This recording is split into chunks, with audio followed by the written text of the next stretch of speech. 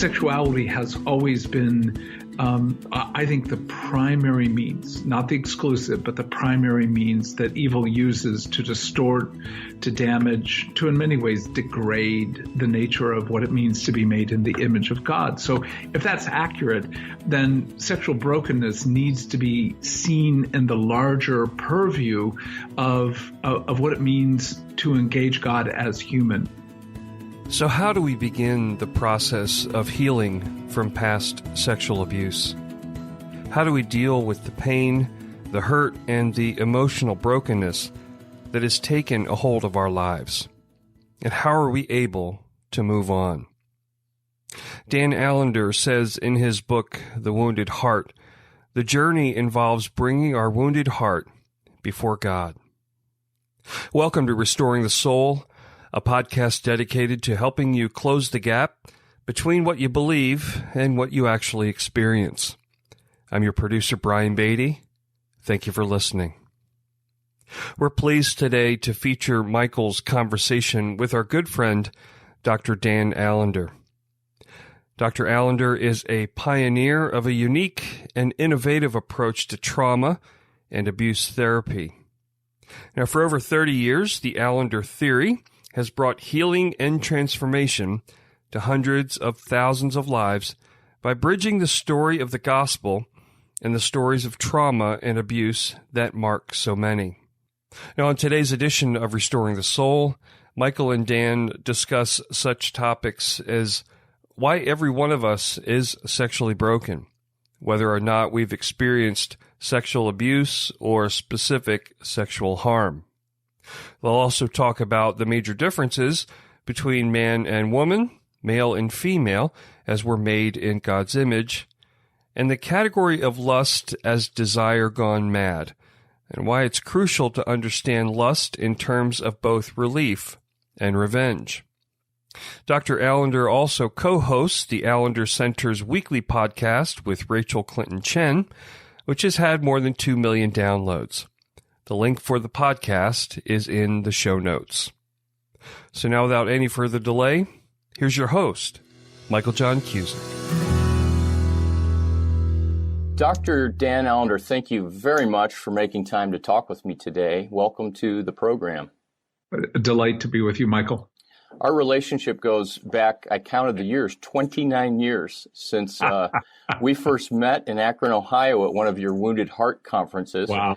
And then 2 or 3 years later, I was gifted with studying with you and then training under you. So it's really, really good to be talking with you. Well, thank you for aging us both.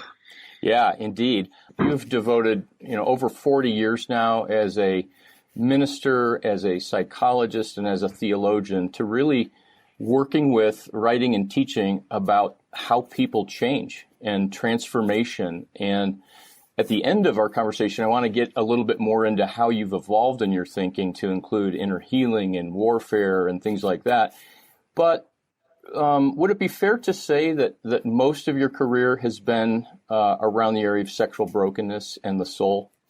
It has. I think that in one sense, the more particular way of putting it certainly has been sexual abuse. But I noted right from the beginning that evil seemed to delight in bringing about harm to our sense of what it means to be a man or a woman, and that nothing affects the human heart more than our sexuality. And so in that sense, sexuality has always been, I think, the primary means, not the exclusive, but the primary means that evil uses to distort, to damage, to in many ways degrade the nature of what it means to be made in the image of God. So if that's accurate, then sexual brokenness needs to be seen in the larger purview of what it means to engage God as human, to engage others as human. So in that, yes, absolutely, brokenness has been at the core. And though you've worked with sexual abuse, especially in your practice and in your teaching, and in fact, the very first time I met you was at a sexual abuse seminar in, 1989, when I began to enter into my own story, and my life was forever changed by that. But you also talk about, because I've heard you say this dozens of times, that we're all sexually broken. You don't have to have experienced incest or molestation or other kind of sexual violations to be among the sexually broken. No, I mean, let's just state it as bluntly as possible.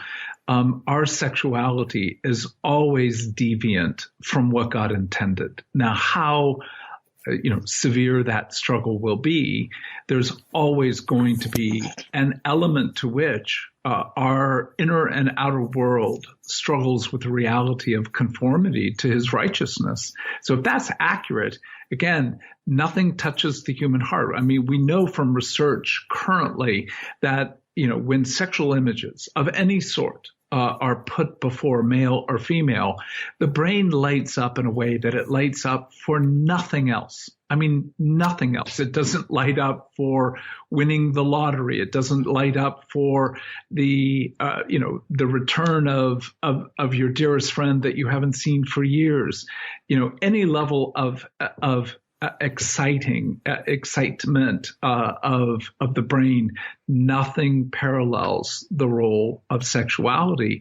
And if that's the case, then it's back to that simple premise that our common struggle opens the door to a deeper conversations with one another. So how do you respond to the man, and also I'm sure the woman, but probably more often men, who comes to you in your office or who you're just having a casual conversation with, and they say, well, what do you mean? I'm not sexually broken. I'm not addicted to porn. I haven't had affairs. Well, if your comparison is another human being, you always have the opportunity for some form of decimation or some form of self-righteousness. I mean, you're in let's just, again, be very blunt. The bell-shaped curve pisses me off.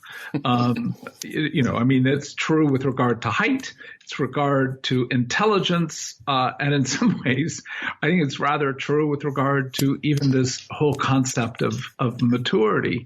And most of us are pretty much in the middle and maybe one standard deviation above the norm.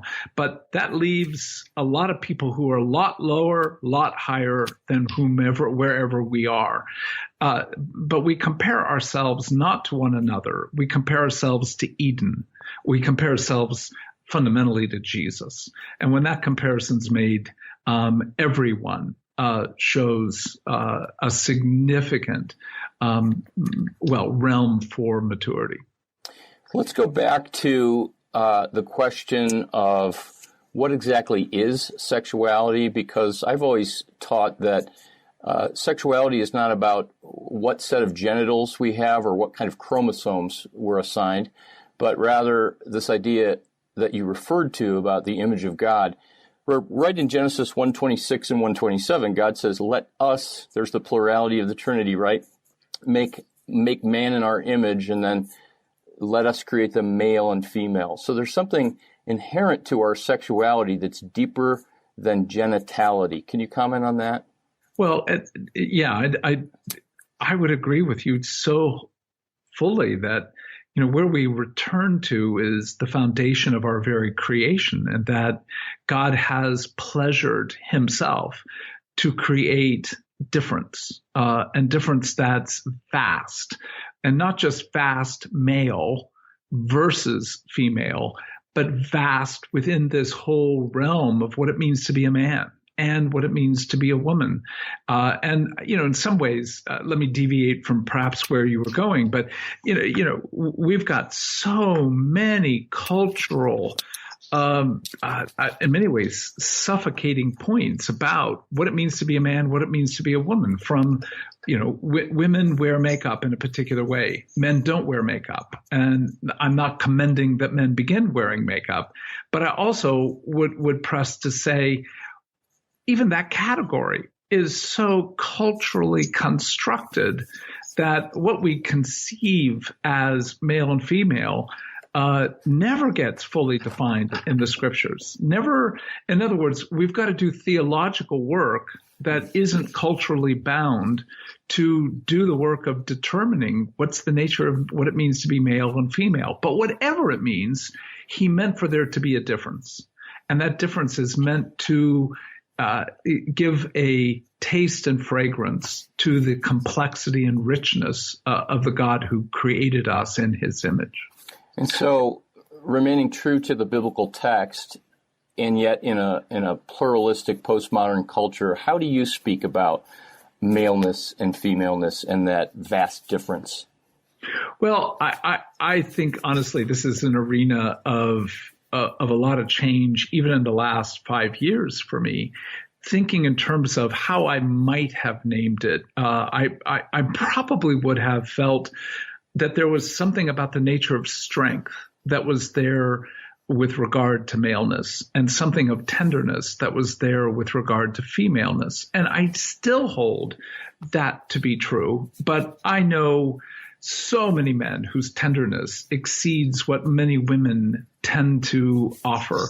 And I certainly know strength in women that exceeds what often is found. So I would say both are meant, strength and tenderness are meant to be part of both of who we are as male, as female.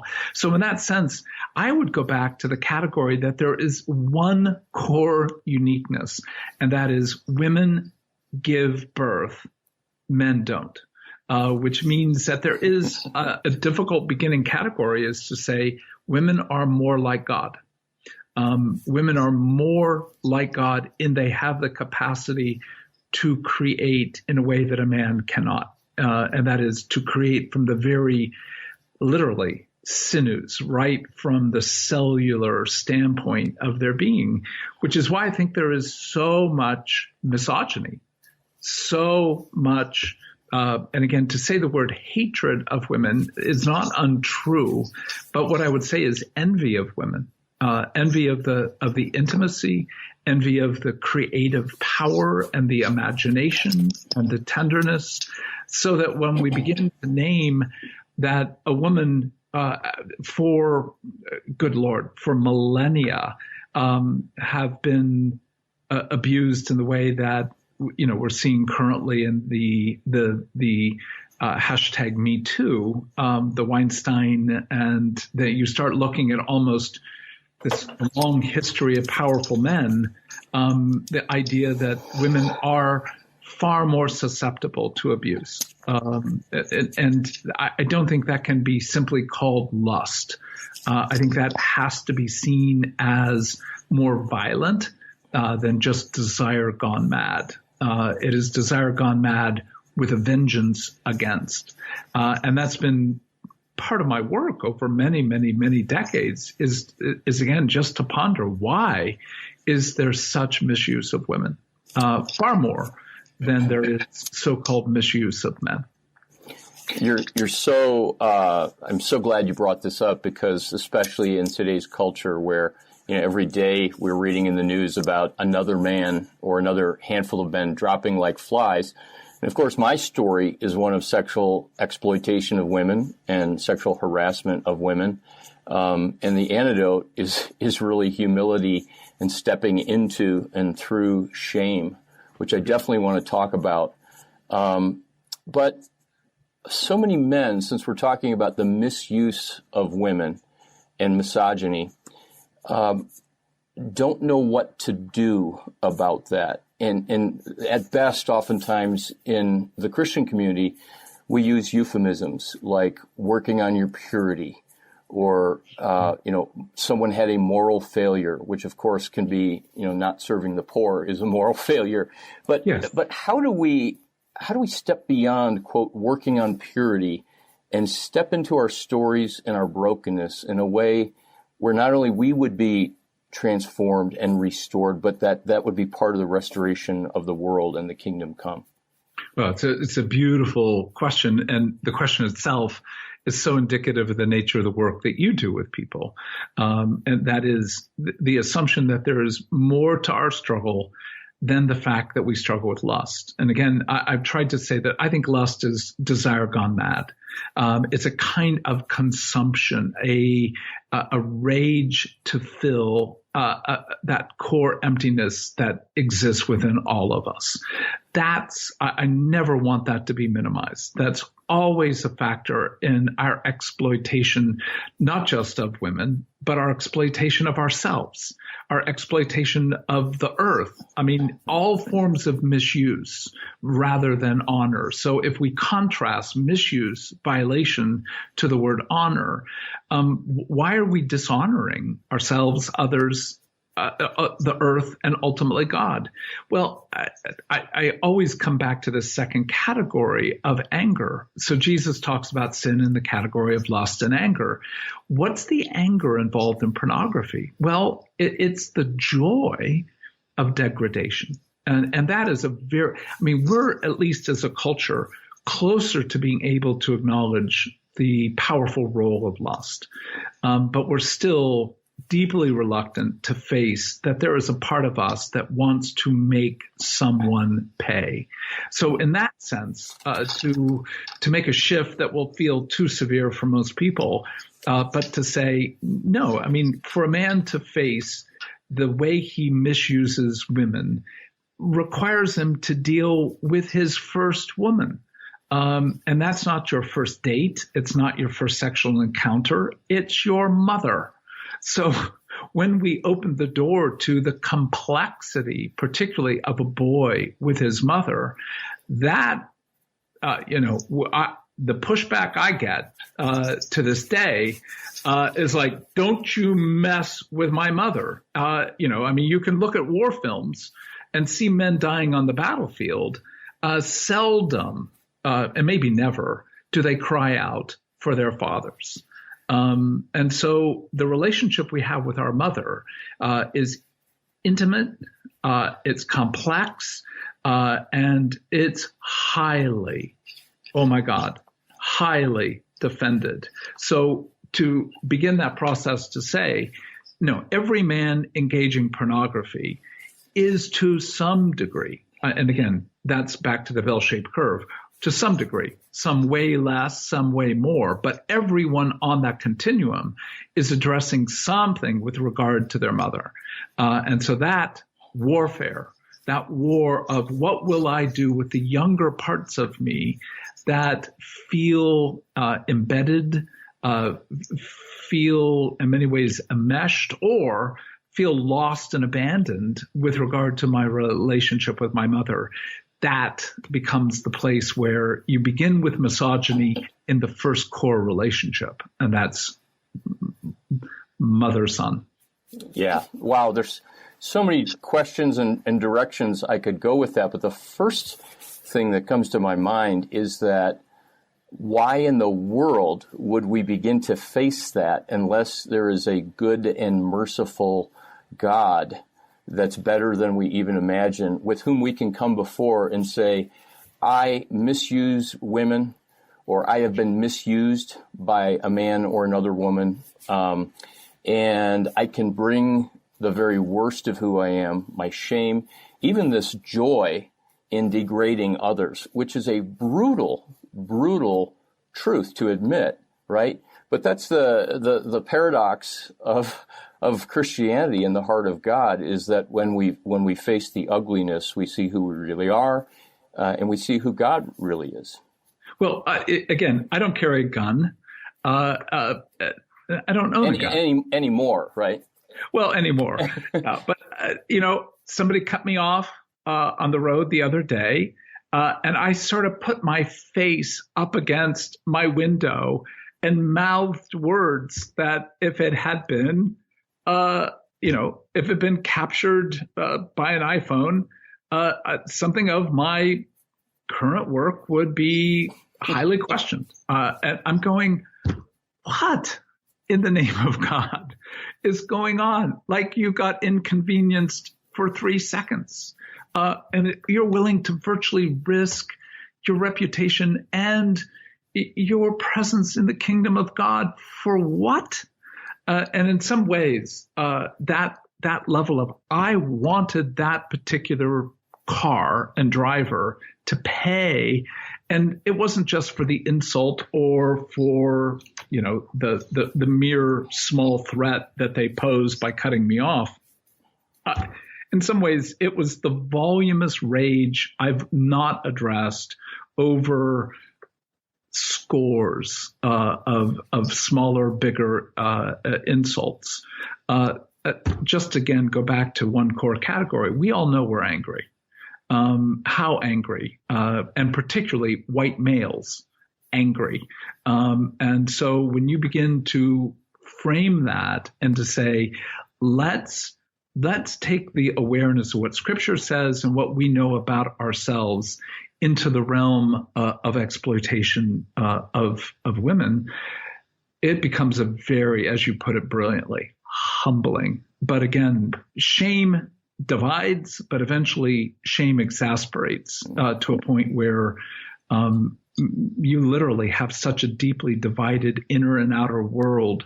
Then I think that sense of you are far from whom you were meant to be and who you were most meant to be with. I think in some ways shame is what drives us back to God. I'm saying this not to be funny, and as you talk about talk about the road rage, I'm going, yeah, I get that, and then I want to say, gosh, Dan, I thought you would be beyond that by now, and I say that because it's so cool to hear you. You're 62, 63 years old. What I wish. I'm well into my 65. Okay, congratulations. So we all have this illusion that someday, as we get older or something, that these core struggles inside of us, especially the things that we don't seem to have any control over, our reflexes, our impulses, that thank God, is an ongoing process so that the pressure is not on us to have to somehow resolve that. But how have you come to a place where you're both horrified at what you've done in describing it now, and yet there's a non-judgmental acceptance and a compassion that I hear about that as well? How do you walk that line? Well, I think, be it well or not, I've done a lot of pondering of myself and others. My job is pondering. Reading, I get to read a lot. People pay me to read. People pay me to write and think. And in that sense, I get to just sort of do what a lot of people don't have the privilege to do, and that's to sit back and go, what in the name of all that is good, true, and holy would provoke such a response in that context? And it's not excuse making by any means. It's a willingness to say, look, I get cut off. Look, driving in Seattle is not a piece of cake. So it's not like it's rare. Why would this in this moment provoke me? And seldom is it the event itself. It's more what's stored from that hour before, 2 hours, that day, several days. And a lot of it, at least for me, has to do with entitlement, which is, I think, the understructure for all forms of narcissism. A kind of, I've done what should be done, and look at what my life still is. Why am I not richer? Why am I not more famous? Why am I not more happy? Why does my world not work? And that, as naive and perhaps as immature as it may seem, and I do believe it is, there's a part of me that feels the same as you, to go at 65, having been in Jesus literally for a little bit more than 4 decades. I would never have thought that my wars would be as broken as they are. So that standing back and being able to go, no, there were 2 or 3 things that had happened that day that I had not addressed. And I can argue because I was busy or because many things were intervening.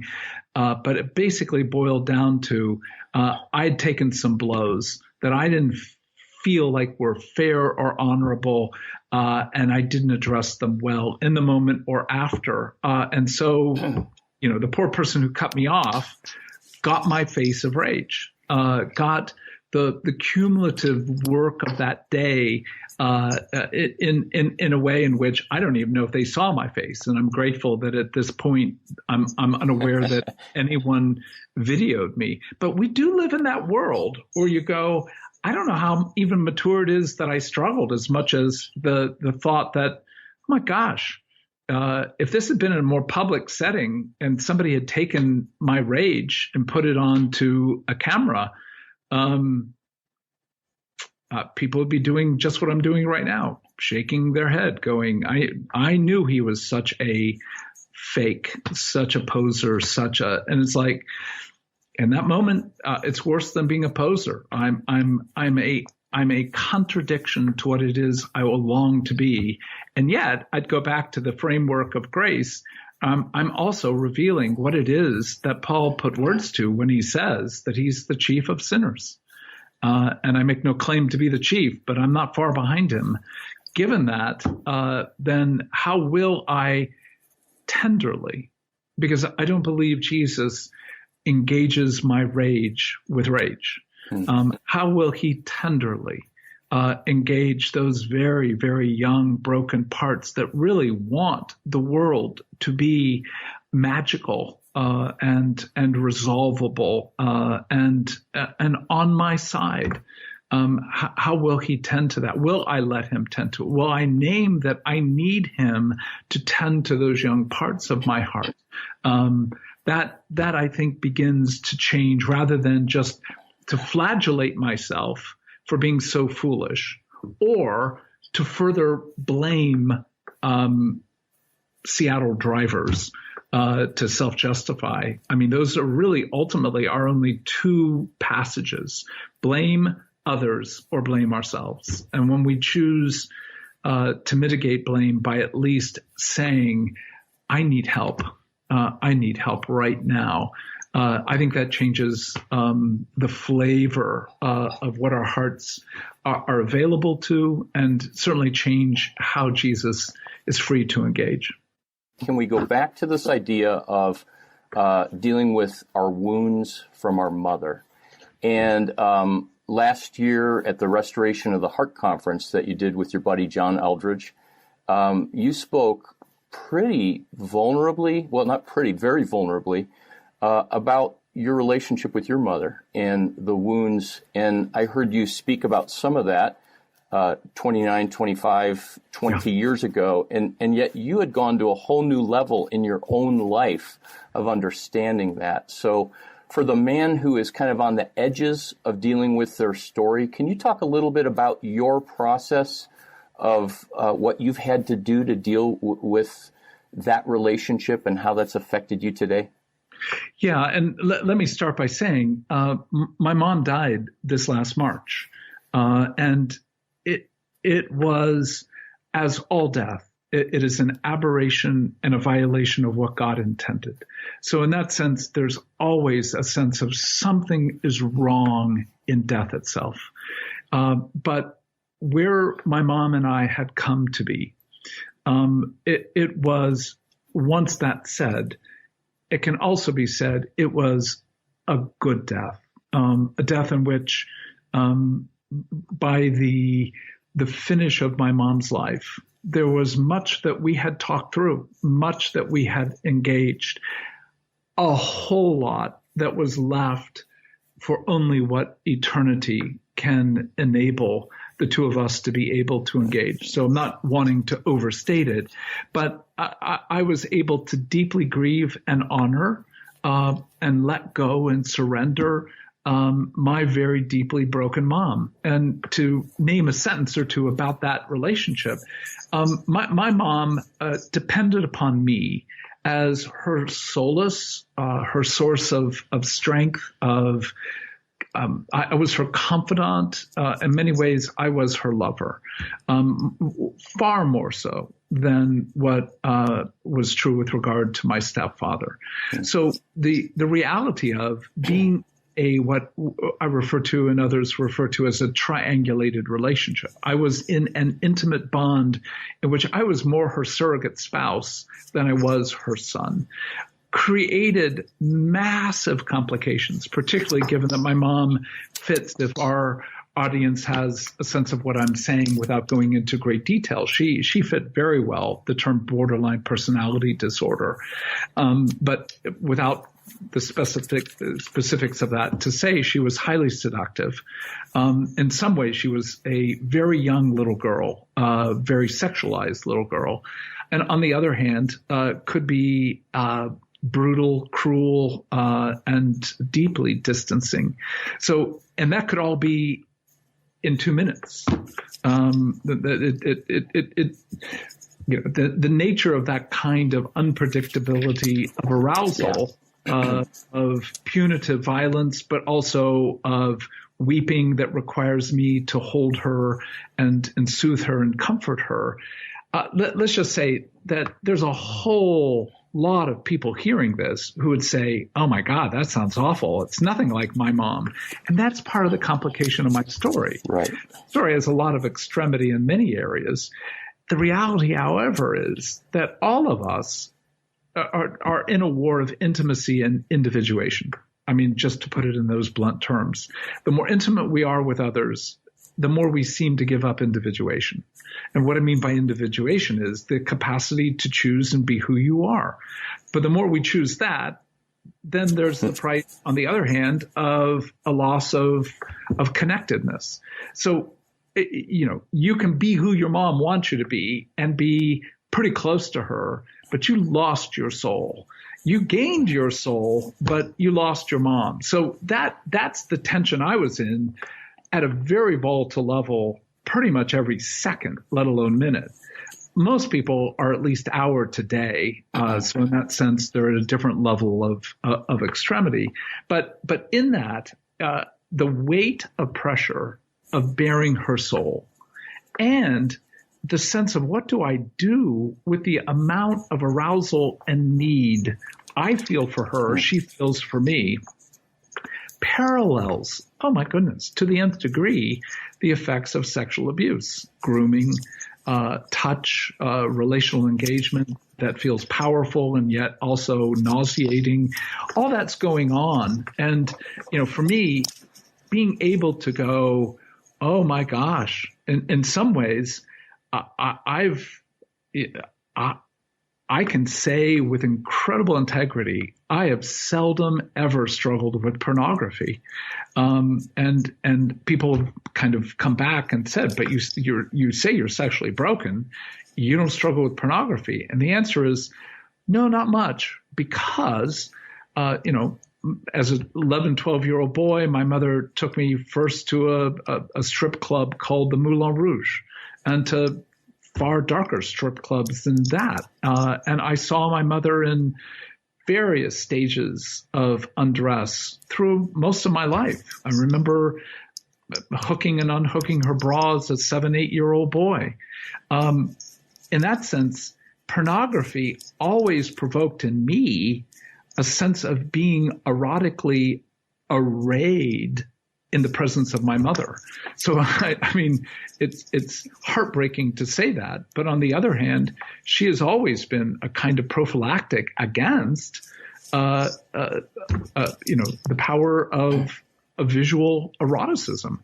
So as you begin to name what's the nature of the relationship and how did sexuality get played out, I always go back to this core assumption. Unless there was true love between your mother and father, true love, meaning true delight, true honor, and the capacity to be restored to one another when there was failure. Unless there was love, then you can almost be assured there was a drainage of some of the war with intimacy on you as a child, or at least someone in your family as a child.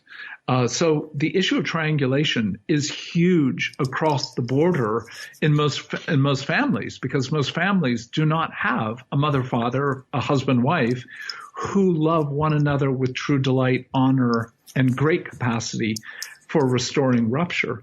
So if all that's accurate, then we go back to that fundamental point that we are at war with the core first woman in our lives. And that's been an ongoing process for you. Thank you for sharing all that, by the way. That wasn't one therapy session. That wasn't reading your own book and somehow, figuring it all out. That is a process of, tell me what that process has been like over what span of time? Well, I would say minimally, I probably didn't even begin to address some of the implications of this until I first met Larry Crabb back in about 1975, 76. But yet the rage and then the intimate resolution of that rage with my mom. I mean, it didn't take a lot to open the door to the reality that this is a pretty screwed up relationship. But then to actually take that and to say it shaped how you engaged women, that took a lot longer. But I looked at the track record of my very broken sexual history with women, and it didn't take a lot of labor to basically take that one little flashlight and begin to go, oh my goodness, what heartache got lived out here, what violence got lived out here. But then the harder work, even though it sounds so, on one level, pathetic, was it actually shaped something of your inner world. Yes. It actually shaped something of your own identity, your sense of who you are in the world. It actually shaped how you engage God. I mean, it's still affecting who I am in a way in which my heart cries out, Maranatha, come quickly, Lord Jesus. May there be, and there will be one day, full, complete, glorious restoration. So that framework is an evolving, and put in a little bit more technical terms, it's an evolving hermeneutic. It's an evolving way of reading oneself. And hermeneutics, as you know, is the study of how we read, how we study what we're reading. And that process of going, as my daughters are, two of them are now in their 30s, conversations we're having now, decades later about me as a father of them as young teenagers and teenagers. Oh my gosh. It is a humbling gift to have children who are articulate and honest about the reality of how the shadow of my mother played out even in my fathering of my children. One can be suffused in shame, or one can somehow be immersed in the goodness of what it means to be forgiven. But in being forgiven, we don't erase the harm. We come to engage it with new eyes and a far more tender heart. So I want to just summarize what I hear you saying, maybe to address the question I'm imagining somebody might be asking, especially a man who's dealing with pornography or sexual sin or some kind of sexual brokenness that's hidden, or that maybe has just come out and they're not sure they want to plunge into this pool. They just want to bounce their eyes and get more accountability. Yep. Why bother? And what I'm hearing is that our story that's broken, that initial first relationship with the woman, our mother, all the ways that plays out, as well as all of the other wounding that comes to us in life and all of the warfare and all the lies, that if we don't deal with that, we will be diminished and inhibited in our capacity to flourish as we were meant to, and to be able to, let me use a very evangelical term, glorify God and receive love from God, and to live beloved, and to be able to have our soul rest. Amen to amen. If we can just say it as well as what you just put words to. I don't want to have to grow any more than to be able to make my world work.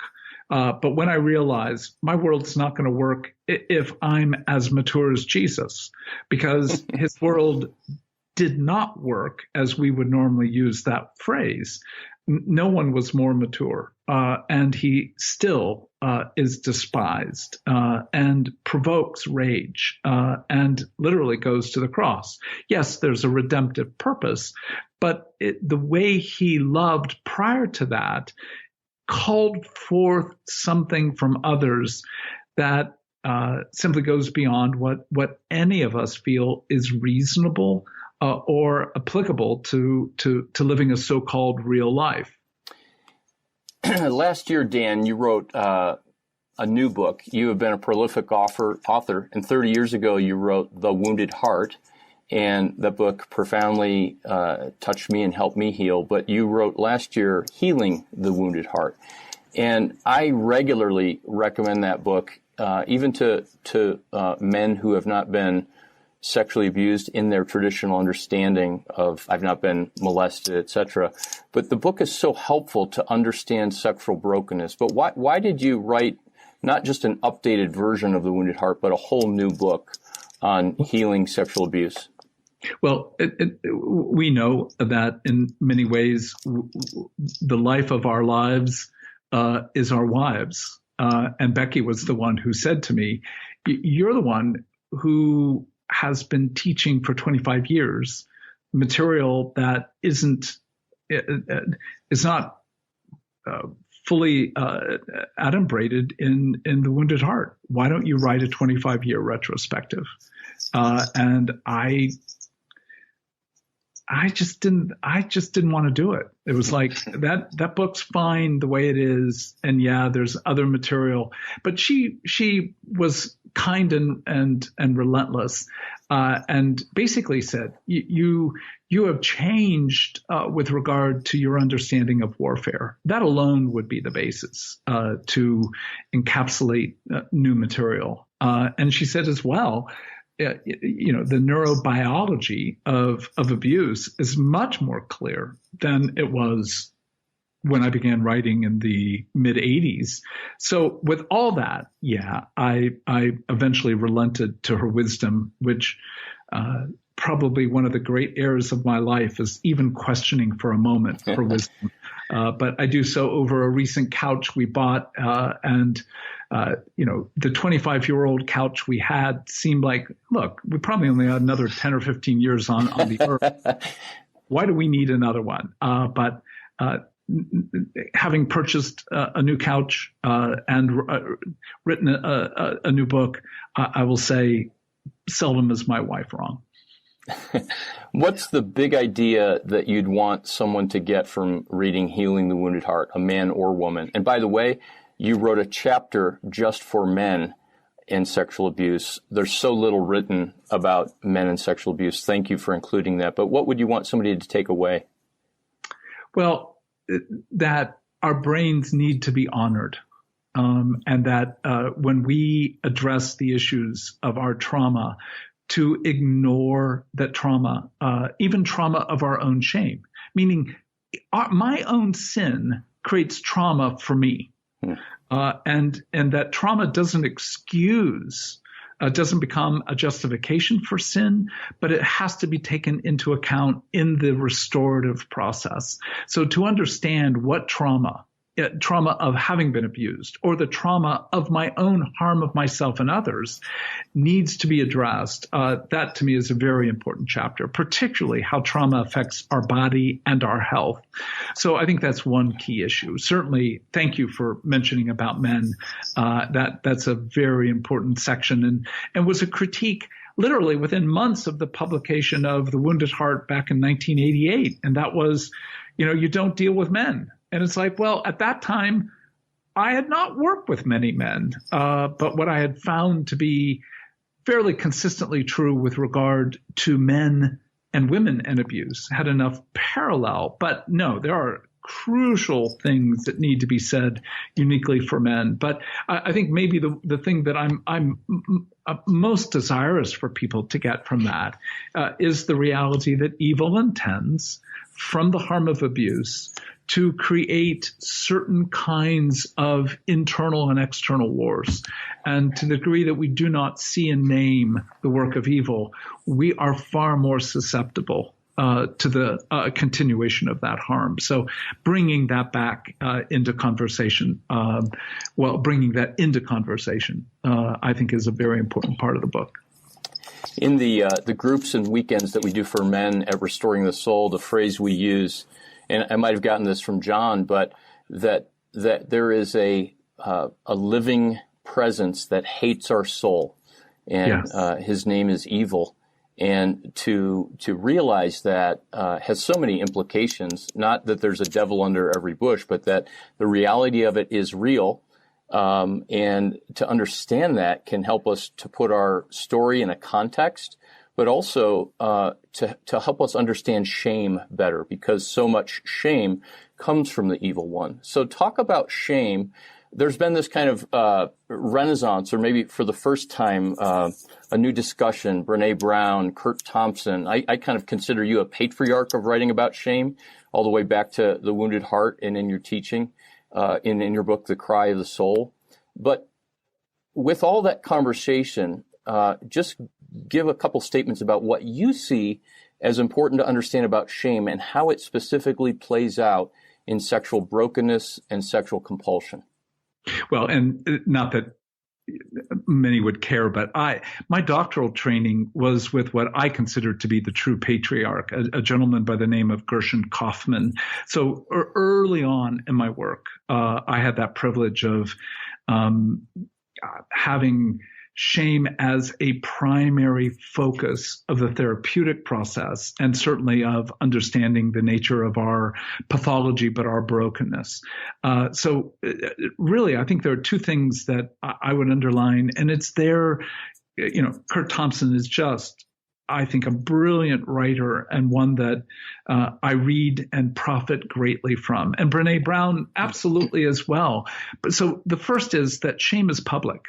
To me, it's a huge, important category. Most of our affect can be public, but is often private, meaning you don't generally feel shame in private unless you imagine somebody seeing you doing what you're doing. I felt shame in the car, but only because I was imagining if somebody were to record that, and then I'm to see myself in the presence of how others see me.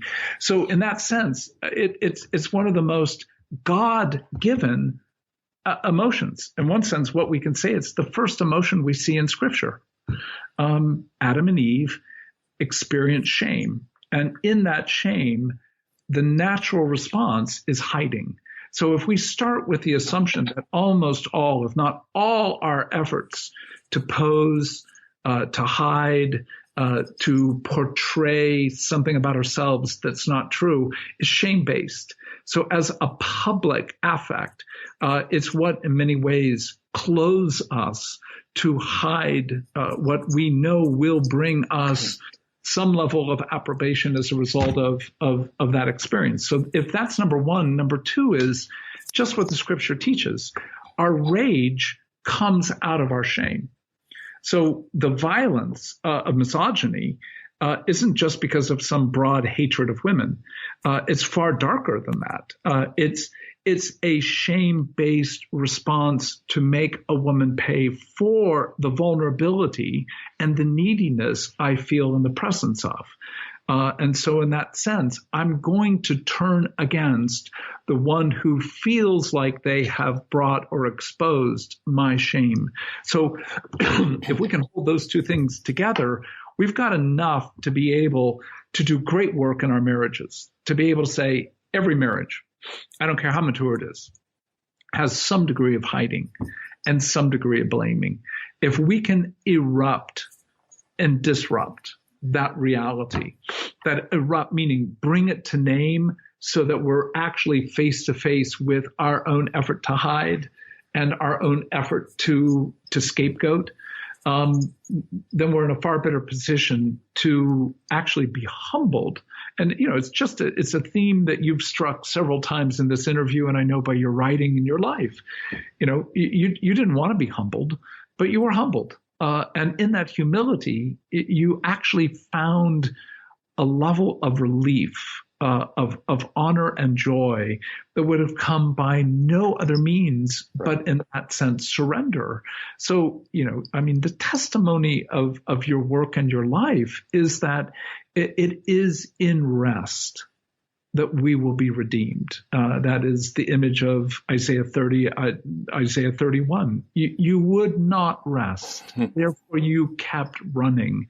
And you will, in one sense, be destroyed by your own efforts to reclaim yourself. The paradox that so much of our own suffering is because we are our redemption. We are our own effort to cover ourselves versus being covered again, in the alien righteousness of Christ, to be covered by his claim of us that we are beloved. This is old language, but it is so fundamental to how I addressed, my road rage yesterday, and how it is that, the day's young. This is an early morning conversation. My day spans many other conversations today. And will there be failure? Has there been failure? Will there be failure? Of course.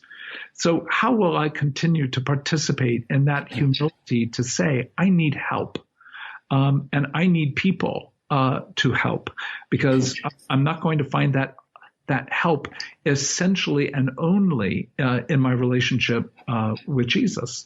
I need Jesus and whom Jesus appoints to be part of that process.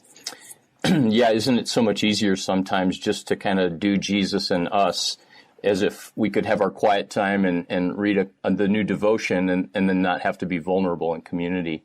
As you talked about, and thank you for referencing my story, and I would agree wholeheartedly that the humiliation, the humbling, the brokenness, the pain, that has all been, at this point, a gift. And I wouldn't necessarily wish it upon others or choose it for myself, but the gift has been not just experiencing the fruit of having gone to that place, but everything we're talking about. And this is one of the reasons why I came to study with you a couple decades ago, was I was wrestling with the question, how in the world do I connect what's broken in me with this thing called the gospel? Yeah. And when we do plunge into our story and our brokenness and we make that conscious decision, what you and I have experienced is that Jesus and our faith goes from being this add-on or something we believe to something that is as essential as an oxygen tank to a scuba diver. Yes. It's literally a necessity, or we can't make it through. And that's my passion, is to invite people into their brokenness and even pornography struggles, because it's a window into, connecting with God and knowing Him and reflecting Him in a way that's otherwise impossible. Well, it's where we both need to nuance, but we both know this is true, that addictions of any sort, at least, are a passion. And in that they are high levels of lust and anger, which means the person's in movement, and it's a movement toward death. But at least it's movement. What I fear more than that level of brokenness is a person who's living an essentially good life, but ultimately self-satisfied. Ultimately, like the life itself, watching Netflix, going out on a weekend, drinking a few beers, watching the end of the World Series, going on a vacation for a couple weeks a year. The essence of what a good middle-class life generally holds for the Christian community. You voted for the right candidate, you send your kids to the right school, you drive the right car, you get it serviced, you even floss. And then to go, good on you. May you live a good life. But I don't see generally in that kind of person the ache, the sense of I'm lost. I am lost and I must be found today. And I can hear at least a few a few good Christians saying, yeah, you sound like you're lost and you need Jesus. And the answer is, I am lost and I need Jesus desperately today.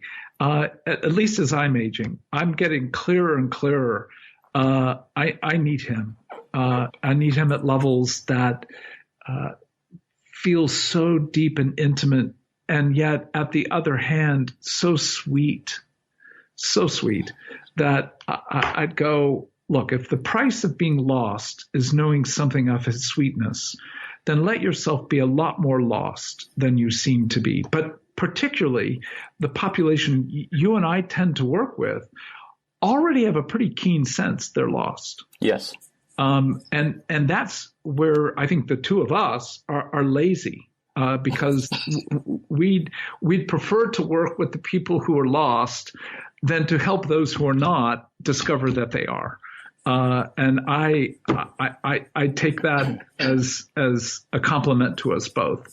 I don't have the patience or maturity to work with people who don't know that at some level they are lost. And in that, when we are found and further found, because it's not lost to found, it's lost to further heard, further seen, and as a result, then we're brought back to that point of going, gosh, if this is what it means to know Jesus today, I cannot wait to see what I know of him tomorrow. Salvation is coming to Christ in that way that we talk about getting saved is really just kind of the trailhead of the path that takes us to the door to walk into the abundant life of restoration. And there's, as John, as so many other people say, that there is so much more. Dallas Willard called it a reduced gospel that we settle for. Hey, before we wrap up, because I know that your time is limited, I want to come back to one thing and then a final question. You said that shame is a God-given capacity, and I want to make sure I understand that it's a capacity that God gave us, but that God is not the one who shames us. Jesus on the cross is not shaming us. No, in one sense, yes, you're cutting into the complexity theologically of, is shame is primarily used by evil, right? To shut us down, silence us, and separate, divide us, internally and externally. But Adam and Eve felt shame even before the first encounter with God. And I think in that sense, shame is an awareness of something within us that is destitute, that in their sin, they knew at levels that ontologically we can't even begin to name, because we have never been pure. We have never, in one sense, been fully righteous in and of ourselves in the way that Adam and Eve were. So we have no clue what the transition is between utter holy righteousness and our own condition. We know what Adam and Eve felt after, but we don't know what that transitional experience would be. We can only suppose. So at least to start and to say, look, their experience of shame awakened in them a level of how empty and destitute and violent and dangerous they are and were. And so in that light, shame was a gift, as to, an engine without oil seizes and shuts down. That's not how the designer built the engine to seize. He built the engine to run with oil, but the absence of oil brings about a byproduct, and that byproduct is indeed, I would call, a gift of God. But now it's also the tip of the spear for what evil uses to actually separate. So when we hold that complexity, then what we can do is to be able to say, well, Jesus took our shame. I mean, that can be said so quickly, but to let ourselves have that awareness that he took our shame. He took it fully, which means he became shame on our behalf. That means that we, as even post-fall, again, in a way that Adam and Eve didn't have the privilege. They had the privilege of having shame engaged. They didn't have the privilege of having shame consumed by the one who is our creator and author. So in that sense, what I would say is shame today, our experience of shame today, is always contrary to what God desires. That's such a helpful clarification. Thank you. So final question, and neither one of us are guys that say, here's the 3 or 5 steps, but you wrote a book called The Healing Path, and you wrote a book called To Be Told, and so many others that spell out how to engage this process. For that man who is standing around the edge of their story and their brokenness, just wanting to modify their behavior, what are a couple of practical macro things to do to get started? Well, one of the first things would be write your story. And you can do that on so many levels. You can do a kind of, in the year 1970, I experienced this sexual event. In 72, I did, you can do a bit of a lifespan orientation of your own sexual wars, just by having it even on, a decadal, let alone a year by year, you begin to name certain things. So we're back to this word name.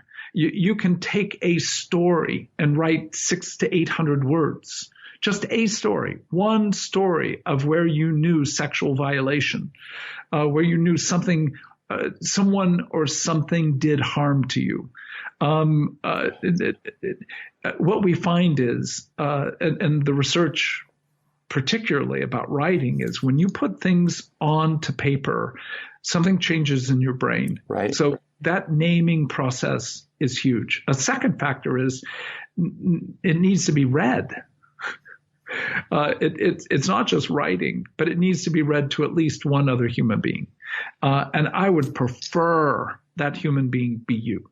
A person who has a calling to enter into brokenness with wisdom, with strength, with audacity, and yet confidence that comes not by a commitment to a methodology, but to the goodness of the one who created us. So you need to read with another, and that sense of third, you need the engagement of the story you've not told. So when we tell a story, there's almost always, inevitably, the unsaid.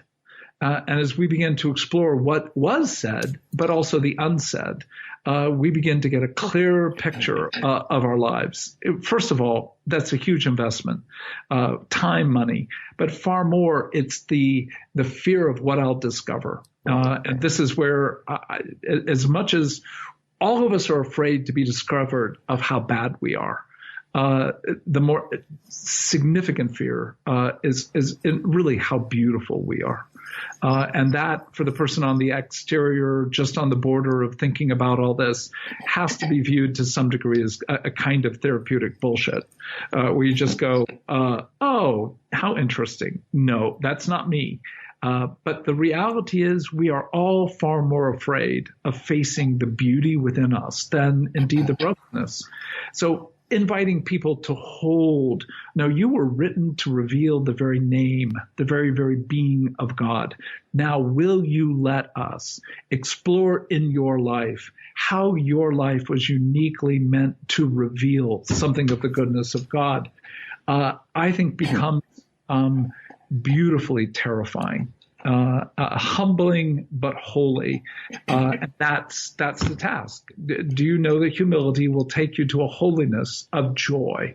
Well, if so, then whatever you're doing, I don't care if you're a multimillionaire or you literally sweep floors, there is such a life ahead for you that you couldn't begin to imagine.